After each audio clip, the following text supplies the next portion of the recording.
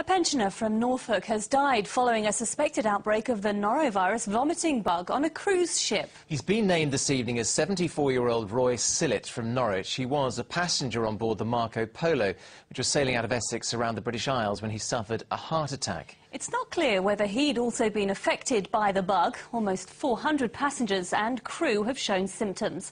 Malcolm Robertson joins us from our newsroom and can bring us the latest details. Malcolm. Well, this should have been a very pleasant midsummer trip around the British Isles, but for hundreds of passengers it turned into a nightmare, and for one family in particular from Norfolk it turned into tragedy. Now, they were on the cruise ship Marco Polo, which set sail from Tilbury in Essex on Saturday. Almost 800 passengers on board, a crew of 380.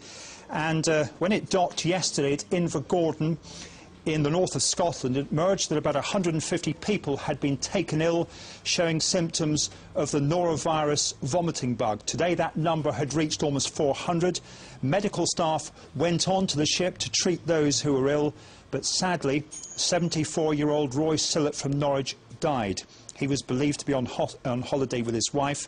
According to the ship's operators, he suffered a fatal heart attack as the ship was arriving at Invergordon Harbour. NHS Highlands say he had serious underlying health problems, and a post-mortem will be carried out to establish the cause of death. Our thoughts go out to the family at this time. It must be awful to die in these circumstances on a holiday. And as you say, we're just unclear about the cause of death, and the case has been referred to the Procurator Fiscal. And I think it'd be wrong of me to speculate at this time about the cause of death. Well, in the last few minutes, this was the reaction of Mr. Sillett's neighbours in Norwich. Well, he's a happy chap. Always, you know, whenever I pop my head over, he always have a little word with me for a little while, till we went. Sad to see him go, really. Well, Malcolm, it does seem at this time of the year that there are particular viruses that seem to be picked up on cruise ships. Are they susceptible?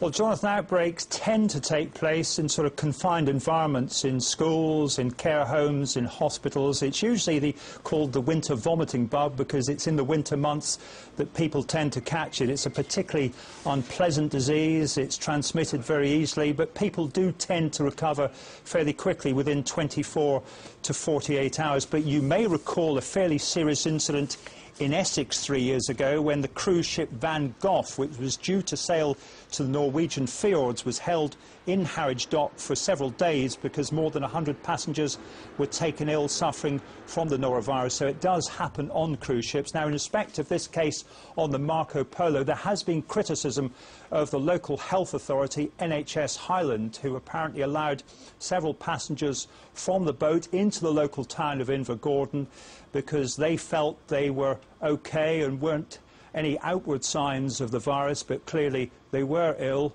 and several people in the town apparently have been very concerned about that. Malcolm, thanks very much. A 3-year-old boy has died in Essex after a television set fell from a wall and struck him. It happened in Basildon on Saturday. The boy, who has not yet been named, was rushed to Basildon Hospital, but he died of a cardiac arrest. Victoria Webb sent us this report. It's believed the 3-year-old boy was visiting his father's home here in Basildon when a television fell, crushing down on him.